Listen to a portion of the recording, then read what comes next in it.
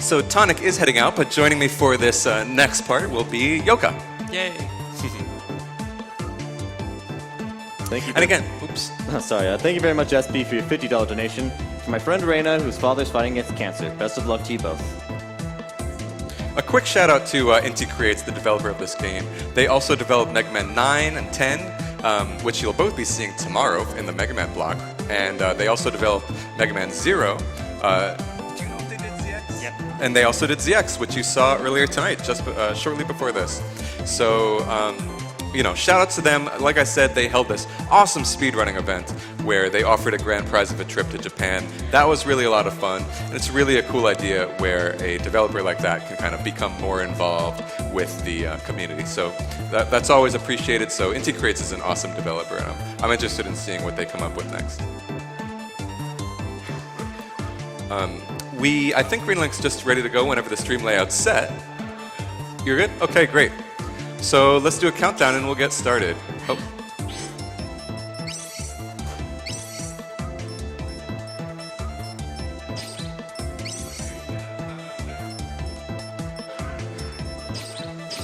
Greenalink checking his backpack. Okay, here we go. 3, 2, 1, go. Yoka, if you could please introduce us to this mode. So yeah, it's basically all the boss fights, without the privation. So you're gonna see the final boss without privation. It's like a gauntlet, as it said. So it's pretty tricky. I mean, you still have, it's basically Nova 3, is it? Nova 2, without checkpoints. It's just all the bosses. Now, I'm personally unfamiliar with this mode. Is he going to be fighting each of the bosses? Is he going to be getting skill refills between them? Nope. No. Okay, so it's like an even more difficult Nova 3 then. Is that interesting?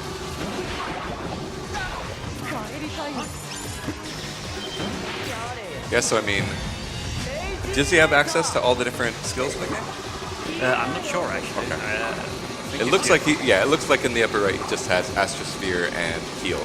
So it'll be the same abilities that we've seen. Yeah. But it is, again, like Nova 3, it is going to be very important to not take conserve damage. those and use them appropriately.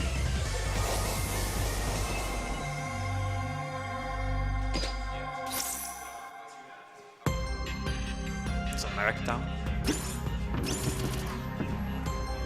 Next up, Stratos. And again, Stratos is one you really want to be careful to, one that the skills are very useful on, because he's on and off screen so often, and whenever he's off screen, he's of course invulnerable. And so you really want to be able to damage him as much as possible when he is vulnerable. And the way to do that is certainly through Astrosphere. So one thing to look for in the Stratos fight is to avoid his desperation attack, like the whole animation and such. And you can do that with a very good, well-timed Astrosphere. Yeah, we didn't see too much of Stratos the first time around, honestly, so it's cool that we can see a bit more of his attacks this time around. So right now, yeah, that looks good. Now we just have to damage the boss as soon as he pops out. Yeah, perfect. Nice.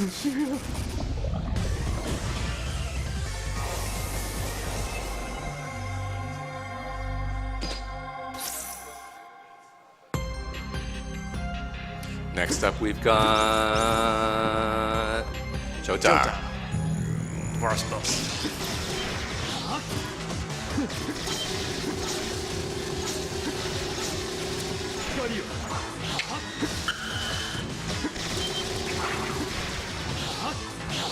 The interesting thing about the Orochi weapon, Tonic mentioned earlier that it's able to tag up to 8 times, so that's one benefit. But one interesting note about it as well is that you see when he shoots, there's also a little flying drone that comes out of the gun, which just sort of, hovers momentarily and shoots lasers around, tagging anything surrounding it. So that can be both helpful and a hindrance to you. Because if you're, like in, for example, the Elise fight, where you want to very, very carefully deal damage, and you have a particular strategy that deals it very, very carefully, any one of those, rogue shots could potentially deal more damage to one of the Elise forms and make a resurrection increasingly possible. So you really have to be careful using it at some times. But overall, it's quite useful. You can see, if you look in the upper left, you can kind of track which weapon he's using at a given time. And right now, he is using the default weapon. The different weapons don't... maybe there's an exception or two, but the weapons that you get in a run don't deal any more damage by themselves. In particular, the bullets don't deal more damage, nor does the flash field associated with it. Here's Carrera. We know him well.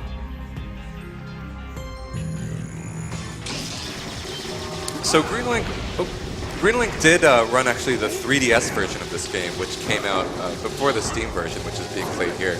And we mentioned before that the story mode had the pre-evasion ability associated with it. Now the 3DS version did not have a speedrun mode, meaning that the story mode was the only one available, and so you always had that pre-evasion. And so routing that was significantly different from routing speedrun mode, because you could take damage much more often, and damage abuse wasn't as much a thing, but at the same time you needed to be careful about using your flash field, because you didn't want to be, when you're using it you take damage, and so you just had to balance that delicately. But now that speedrun mode is out, it is generally the preferred mode, because it adds that extra challenge of lacking pre-evasion, and it gives you an additional timer. It even offers save states, which, while obviously they're not used in a speedrun, are very, very useful for practice. So I think that's kind of, that ability to use save states is one more opportunity where a developer has, seen an opportunity to offer an in-game mechanic that's helpful to speedrunners to learn the game. It's really, really cool that all of these developers, and indie developers especially, are kind of seeing the opportunity in speedrunning and seeing the opportunity of communicating directly with the speedrunning community. I mean, this is just one. I mentioned that we had a race of Azure Striker Gunvolt, and that's only one of many times where we've actually where the developer has reached out to the speedrunning community to try and organize some kind of event. You can see that he has saved up so that he has 3 skills again. Gonna use 2 on Viper, very useful on Viper to avoid this bullet hell. The skills regen very, very slowly after you use them. You can see on the bottom left. Well, when there's UI, you can see on the bottom left.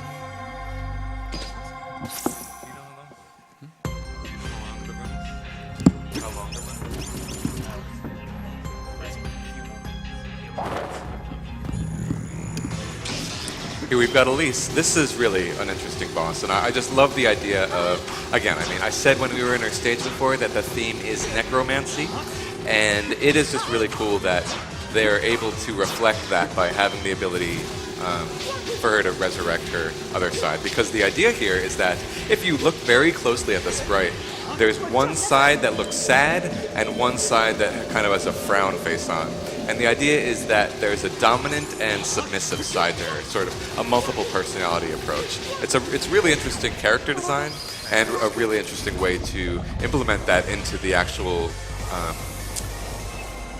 boss design and how the boss fight goes. You can also see that Greenalink chooses not to use the A-tag weapon, just for that, what like you said earlier about the rogue shots getting in the way.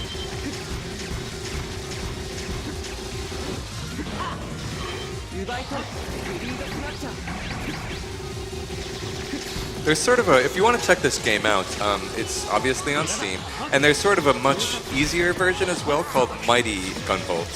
It's largely a different game, but it has a lot of the same characters. It's just sort of like a fun little cute companion to this game, which is, as you can see, much more difficult. But Mighty Gunvolt itself is a fun game as well, and is a lot easier to learn because you have a lot fewer abilities at your disposal.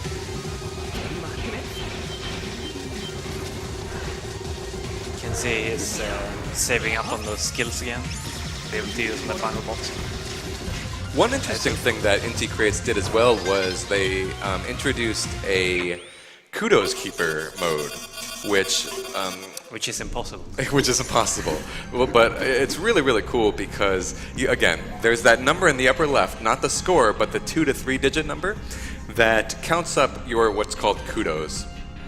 And as you deal damage, that kudos count rises. But the kudos count drops as soon as you take damage, as you see there. However, in Kudos Keeper, normally in a speedrun, it doesn't really have much of an effect. But in Kudos Keeper mode, as your kudos count rises, I believe up to 1,000 where it peaks, you do a lot more damage according to what your kudos level is at.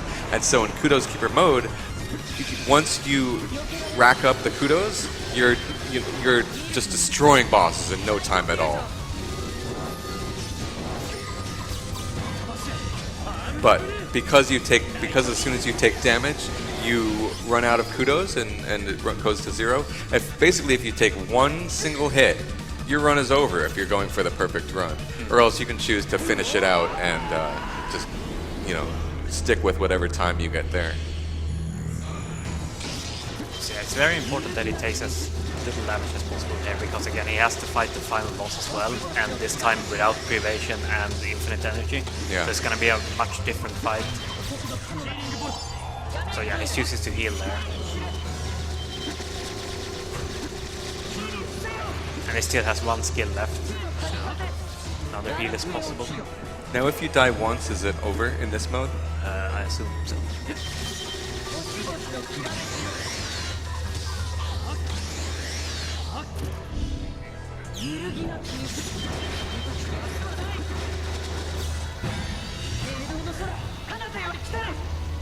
I love that they give you so much time before the ceiling actually crushes you. Like, you have so much time. Even in my blind race of this game, my blind playthrough, I didn't even see the ceiling come down from the sky, so they just give you so much time. Oh, he leveled up. Health should be fine. So I believe all we have... Okay. All we have left is Asimov, and Greenalink has requested serious time for this final boss, so let's see how it goes. Again, this is much, much harder than in the speedrun mode.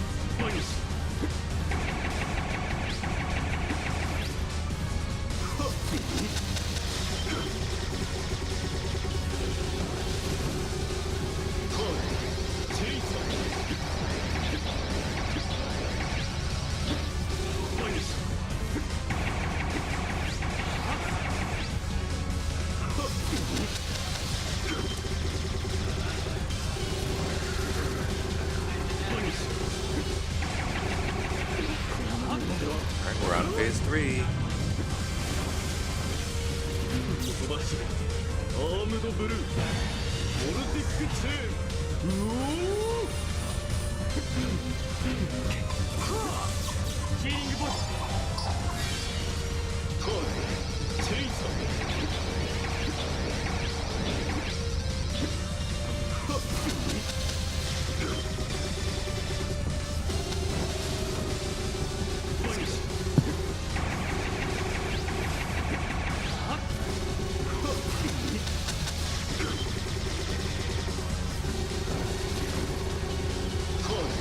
Here it comes, time.